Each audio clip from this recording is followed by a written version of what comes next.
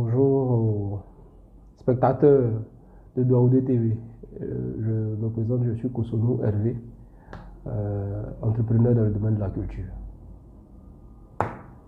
Donc aujourd'hui, je suis face à vous pour essayer d'apporter ma contribution sur un sujet d'actualité, c'est-à-dire l'industrie musicale à l'ère du digital.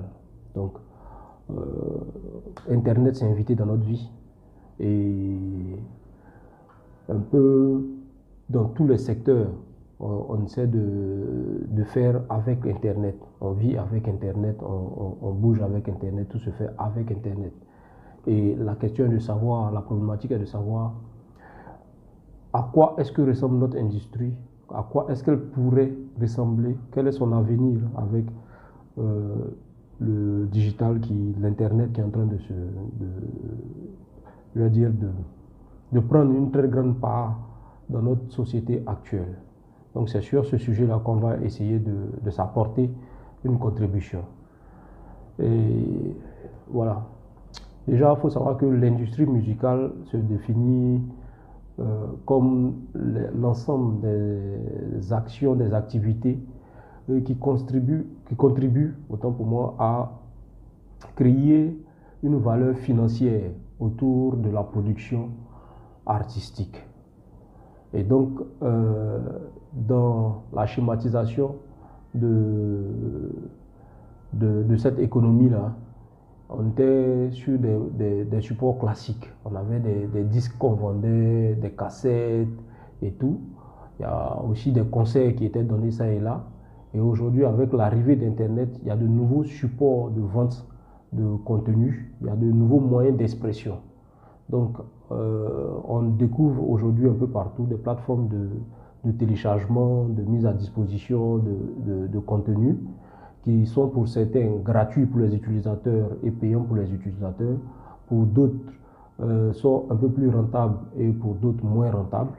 Mais toujours est-il qu'aujourd'hui, c'est la norme dans le monde.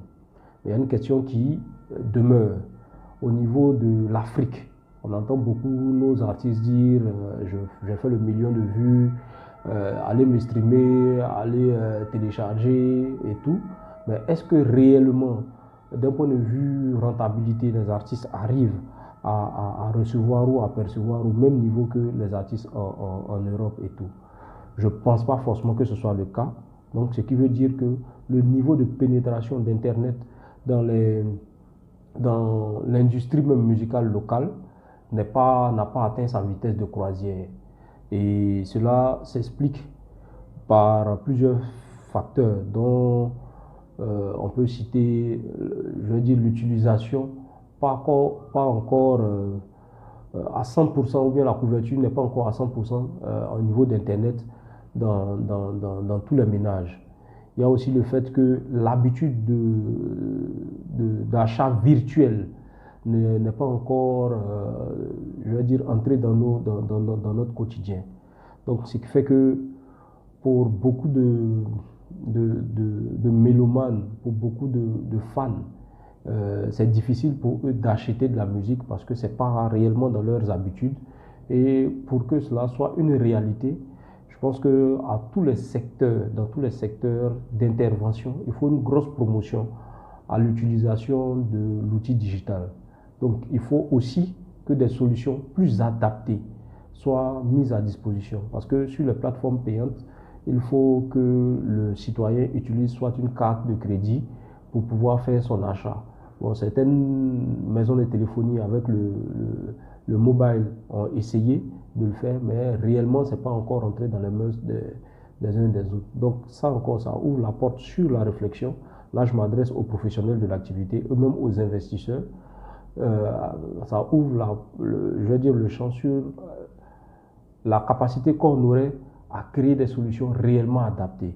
Donc la problématique, c'est comment vendre de la musique digitale et rendre, je vais dire, la capacité d'achat plus simple. Voilà. Et c'est à ça que nos ingénieurs et tous les professionnels de l'activité devraient pouvoir réfléchir aujourd'hui. Bon, nous ici, en tant qu'entrepreneurs culturels, on a quelques idées dans ce sens-là. Et on va profiter de la caméra de Daoudé TV pour dire que nous, on a des propositions dans ce sens-là. Et on est ouvert à la discussion, à la mise à disposition de ces pistes de solutions. Donc, qui vont permettre aux citoyens X de plus rapidement acheter de la musique pour le plaisir des artistes aujourd'hui, pour la plupart d'entre eux qui sont en autoprod. Et voilà. Après, pour faire une petite conclusion, le digital aujourd'hui dans l'industrie musicale, c'est l'avenir. Et pour ne pas qu'on rate notre avenir, il faut qu'on prépare cela de façon très minutieuse. Il faut que les pouvoirs publics injectent ce qu'il faut comme moyen. Quand je parle de moyens, je ne parle pas forcément de moyens financiers, mais les intelligences sont là, les capacités humaines sont là, donc pour pouvoir créer de la plus-value autour de l'industrie musicale via le digital. Donc il faut que les moyens soient mis à disposition, les mesures d'accompagnement, de facilitation soient mis à disposition pour que le secteur puisse accoucher de solutions nouvelles et créer une économie réelle autour de laquelle, de l'économie autour de laquelle les acteurs de la culture, notamment les artistes et managers, encadreurs, producteurs et tout cela, pourront réellement, je veux dire, profiter.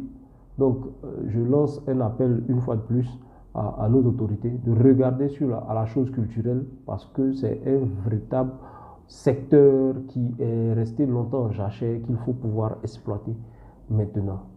Bon, j'espère avoir contribué, vraiment c'est une toute petite contribution, j'espère avoir contribué à cet échange-là ou à cette question qui ne cesse de revenir.